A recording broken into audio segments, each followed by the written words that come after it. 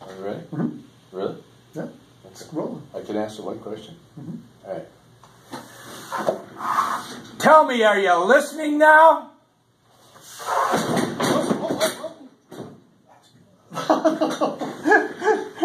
Oh, Did you hear me? Are you listening? Damn. hi everybody, it's Joe Hicks, and welcome to Your Success. My guest today is Paul Reichert with American Medical Screening. Paul, thank you for letting me interview you. Well, thank you, Joe. It's good to see you. Nice seeing you. Paul is an entrepreneur and a very strong entrepreneur at that. I've known Paul for a while now, and he's doing extremely well with his business. But I'll let you tell everyone else who you are and what you do. Well, Joe, we've probably done business with most of the people that are watching this. If they're under 40, their mothers probably chased them away from doing business. And if they're over 40, I'm probably still doing it. We're 3 generations of people now. You know those blood pressure computers that you see in supermarkets Sure. and pharmacies? Sure. Had the first one of those in the country. And Mom is always shooing the kids off of them. Well, that was over 30 years ago, so those kids are now adults. They're shooing their kids off of them, but they are kid-proof. And so we literally screen America. We take over 1 million tests a day, coast to coast. 1 million. 1 million. Wow. Wow. Yeah. That's huge. So tell us how you got to be an entrepreneur. Well, it takes a little bit of probably a little bit of courage, a little bit of foolishness, and a desire for adventure and to probably make a difference. And so when you put that all together and that meets opportunity, then you have a choice. I'm going to go for it, or I'm not. And so that blood pressure computer was invented in my best friend's marina in Clearwater Beach, Florida, where I used to go down and take the inland bakeries, the mainland bakery favorite donuts down, help them throw in the boats, play a little pinball and foosball, throw the rental boats in, and then go to the beach for the day. And so, Rough life. yeah, well, I made a little money at a very young age. I figured out how to lose it though. But I saw this, I knew it was good, and so I put together 100 grand and bought it. And, we thought it would only be in Florida, and I couldn't get all of Florida. I said, well, where's the rest of the old people? They look like they're in Arizona, so I came to Arizona. Wow. Yeah. Wow. What do you enjoy about being an entrepreneur? Well, I enjoy the opportunity to have it be on me. Mm-hmm. Right. So you like the freedom to I do like- your... I like the freedom, and I like probably the pressure of the knowing I don't have any excuses. Mm-hmm. This is on me. I made this decision, and as a guy, sometimes we don't like to take responsibility. But we have to. Yeah, that's right. And so when you're in business for yourself, there isn't anybody else that you can blame for anything that happens. All right? And if it's good, it's everybody's fault. All right? And if it's not so good, then you know where the buck stops. Exactly. So, Exactly. I know that you're successful. You've built this business up. We just talked about off air. How did you become successful? well, I get up early. Mm-hmm. I don't sleep a lot. Mm-hmm. All right? Join the club? That's right. And most of all is it's a God thing. All right. If I look back on my successes, they all begin with J and J. Mm-hmm. Jesus and Jerry. That's the first initial of my wife's name. Mm-hmm. And we started dating in high school, and I was lucky enough to. She waited till I grew up, and I caught her. But that's the truth. And so, it is the opportunity to do something that I enjoy doing, and I think that that's very important. Mm-hmm. And if you stay out of the way with... Not always easy. No. Pride and ego is a tough thing. When it's going good, they're right.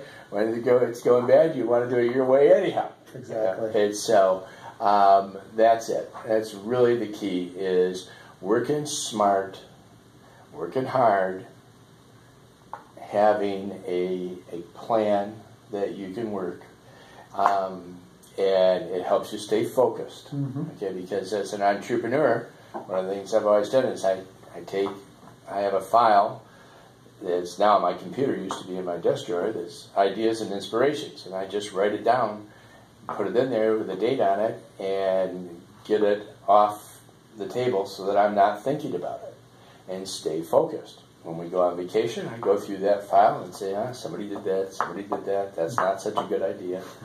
And so staying focused is a real key thing. Yeah. There's a lot of common denominators that I hear from entrepreneurs that I interview. Work hard and stay focused. So you're very similar to a lot of successful entrepreneurs that I've talked to. What are your goals? What do you like? What do you want to see happen in the next 3, 5, 10 years? Well, I've got a good business that I can run from any place. Mm-hmm. And I still have to have a shop, and it's equipment oriented, but I don't meet over 90% of my clients. They're mostly Fortune 1000 companies, municipalities, mm-hmm. quasi-government. So, in semi-retirement, I don't think I'll ever retire. That's part of the fun of being an entrepreneur. You don't have to retire. That is true. You don't have to retire. So I'm a little tired, but I'm not retired. All right?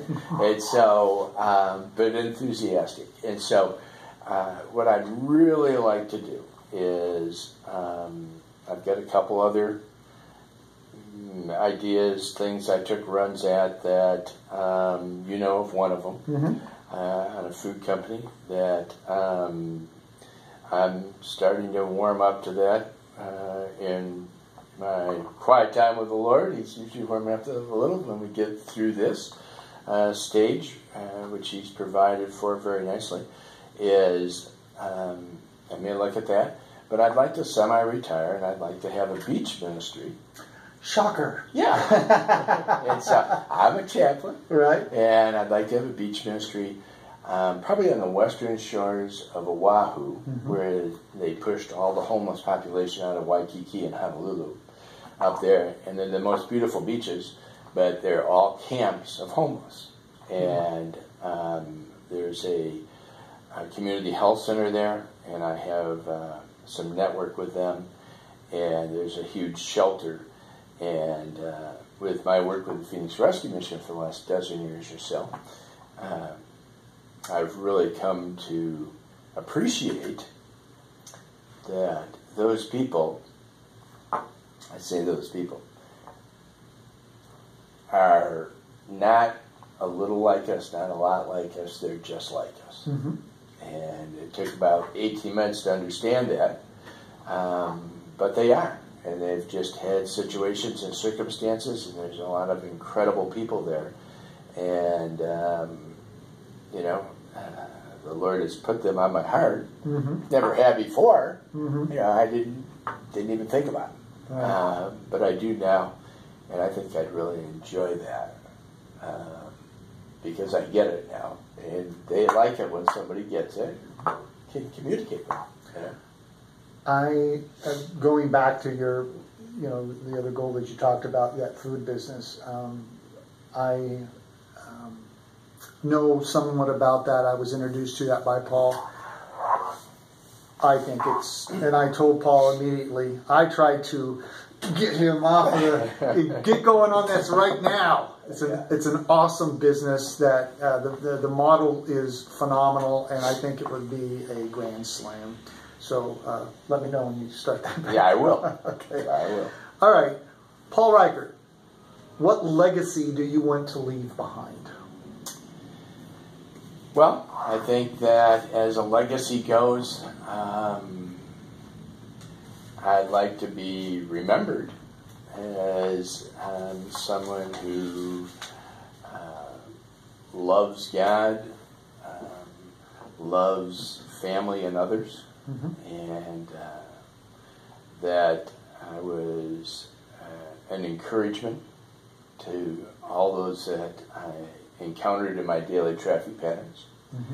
And I, as you do, work with several guys in mentorship and discipleship, and I would really like to see them carry on that spirit with other men, because today, as it's probably always been, probably since Adam, but we need men in the church and men in the community, and we need godly men. That's one of the things that I believe our country really needs a lot right now. So if I could do that, that would be a major achievement, and I would feel good about that. Well, I think you're well on your way. I know you personally, and I know what you do, and yes, that's a legacy that I could say that is building. Well, if it's good, we'll blame it on Jesus. I'll take credit for the rest. Okay. Thank you. As an entrepreneur, you've gone through, as you said, it's hard work, it's risk work, it's, if everything falls apart, you're to blame. If everything is great, you blame others. What advice would you give to the young entrepreneurs that are watching this? What advice would you give them to be successful as an entrepreneur? That's a great question, Joe. Well, if you're young and you're watching this, good for you.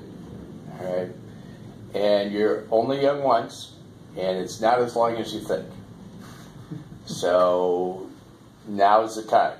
And you're never too young. So, first thing is I'd find something that I really enjoy doing. Because if you don't enjoy doing it, you're not going to be doing it for very long. So true. And a lot of success comes with longevity. Showing up, being there, persevering, getting through the blessings that sometimes come dressed in dirty work clothes. And if you work at them and stay at them and you get through those, then there is a lot on the other end. But sometimes it takes time. And if you can be enjoying yourself while you're doing this, that time will be just fine. All right? And as you mature in that, and if you stay focused on the finances, you stay focused on the operations, you stay focused on your family, all that's intact, you're going to be successful. It doesn't make any difference if you're selling something, if you're making something, if you're in a service business. If you stay at it long enough, you'll learn how to do it and do it well. And that gives you a great advantage. And if you love God and love others through your business, there isn't two worlds. There isn't your personal and family world and your church world and your business world. It's all one world. And if you stay with that throughout it,